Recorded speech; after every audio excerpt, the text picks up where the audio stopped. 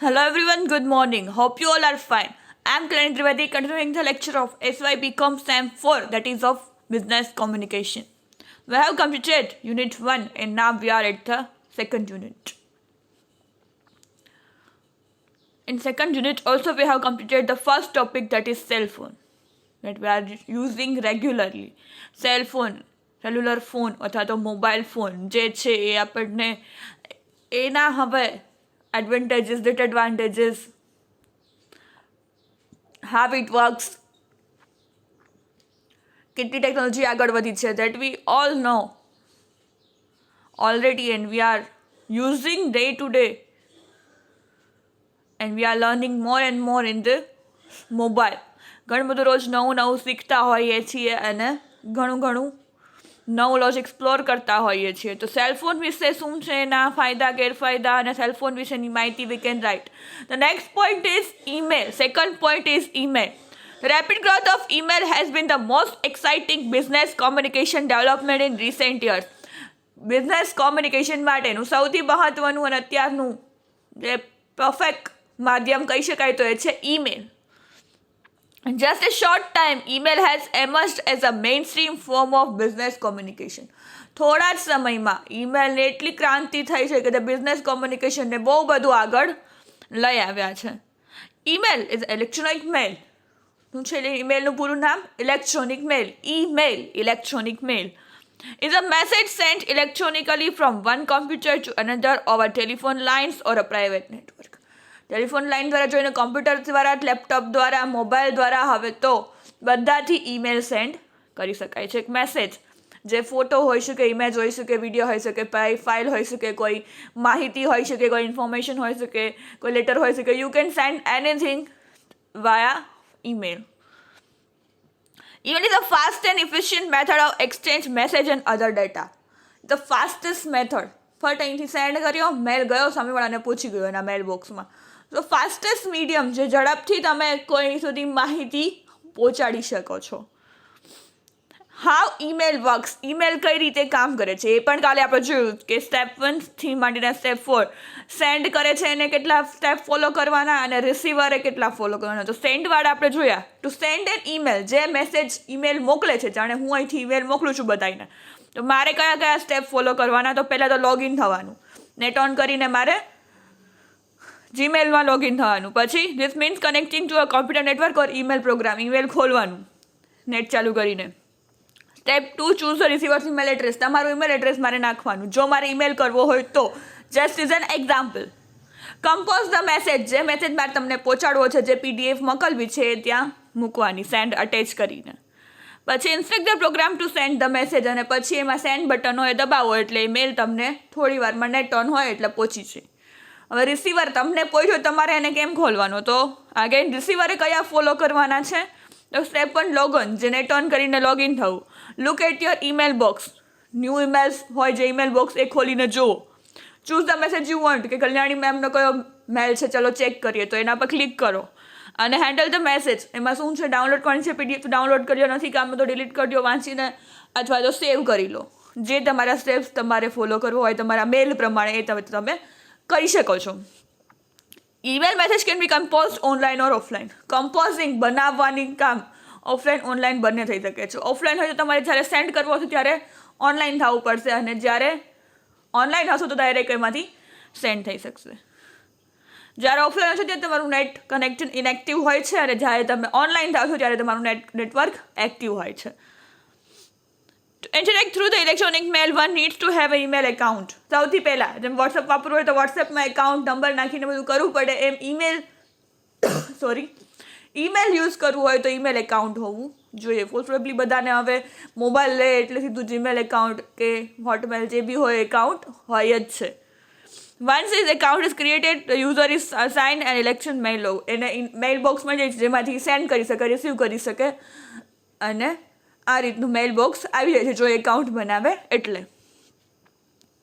Electronic mail is a computer application whereby messages are transmitted via data communication to electronic mailboxes. Internet also relies upon email address to make the connection for data transfer. For example, કેવું email address હોય છે? Email address પણ બનાવવું પડે છે. તો આપણે પહેલાં ઈમેલ એડ્રેસ બનાવવું પડે. જ્યારે ઈમેલમાં એકાઉન્ટ ખોલવું હોય ત્યારે ઈમેલ એડ્રેસ બનાવવું પડે.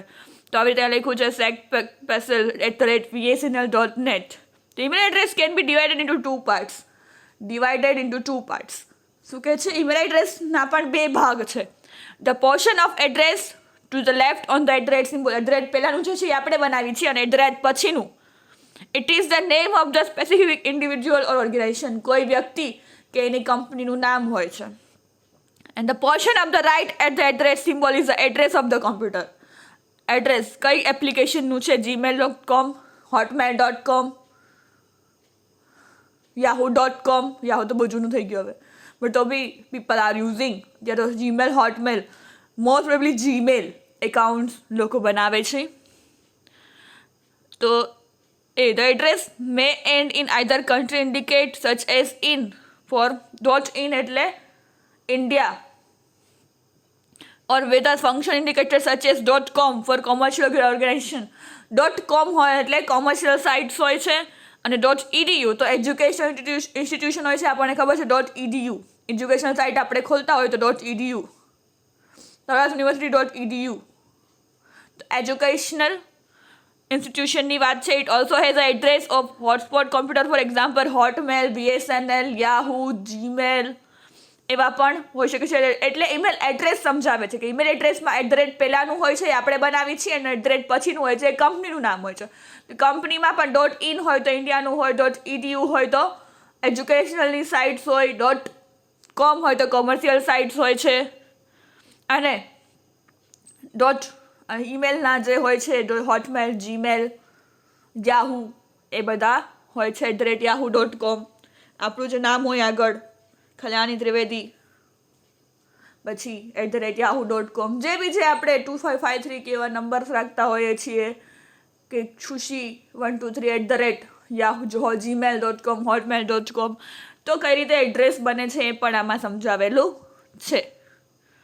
email is lot like the postal system. Email is a lot like postal system, except the delivery is used within seconds.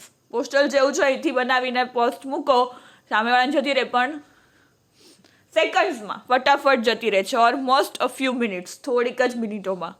You write on what you should think of as a post card. જેમ તમે post કાર્ડમાં લખો છો શું લખવું, તમે કંઈ માહિતી પૂછવા માગો છો, મેસેજ પૂછવા માગો છો તો એ લખો છો, એમ જ તમે ઈમેલમાં લખીને સેન્ડ કરી દો એટલે મેલ જતો રહે છે. You send in to another's electronic mailbox where it resides until the message is opened and read. કોઈને આપણે ઇલેક્ટ્રોનિક મેલમાં ખોલીએ છીએ જ્યાં સુધી નોટ ઓન કરીને મેલ ન ખોલે ત્યાં સુધી આપણો મેસેજ પોતો નથી. જો એ ઓનલાઈન હોય તો એમને તરત જ મેલ મળી જાય છે અને એ ઓન કરીને મેલ ઓપન કરીને જોઈ શકે છે, વાંચી શકે છે. And electronic mailbox is software and storage space on a computer hard disk.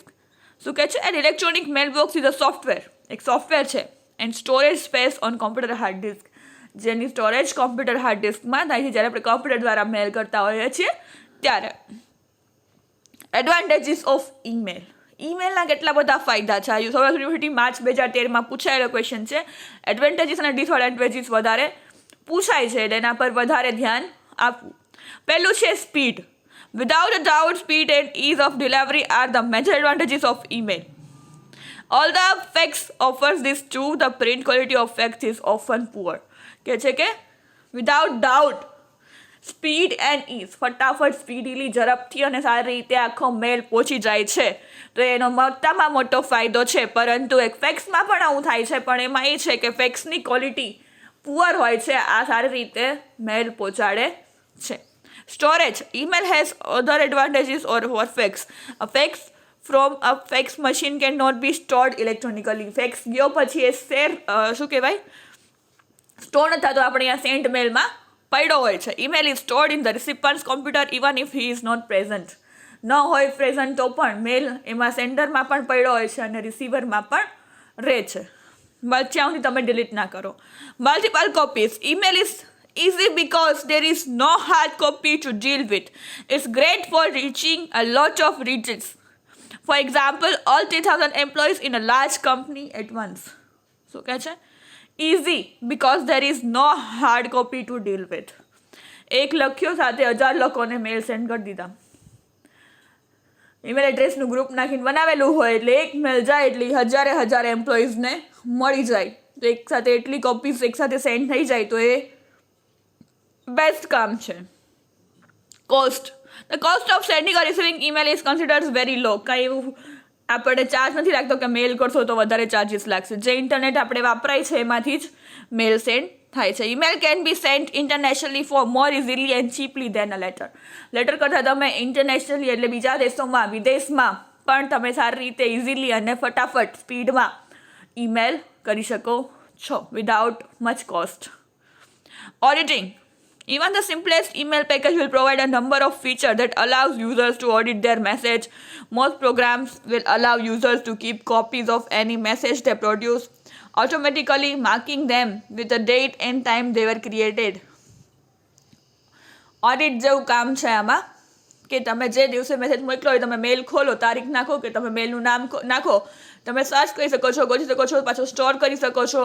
કોઈ પણ મેલ ક્યારે બી મોકલેલો છે એ ડેટ પ્રમાણે એમાં સ્ટોર થાય છે અને તમે જ્યારે બી તમને જોઈએ છે એ કોપી એની મળી શકે છે. તમે પાછો ઓટોમેટિકલી અને પાછું તમે એને બીજે કોઈને શેર કરી શકો છો. એટલે ડેટ વાઇઝ એમાં સેવ થાય છે. Multimedia. The latest email packages allow users to include multimedia elements in their message. Messages can include a variety of different elements such as graphic, video and sound files. મેં કીધું તમે મેલ દ્વારા ગમે તે send કરી શકો છો.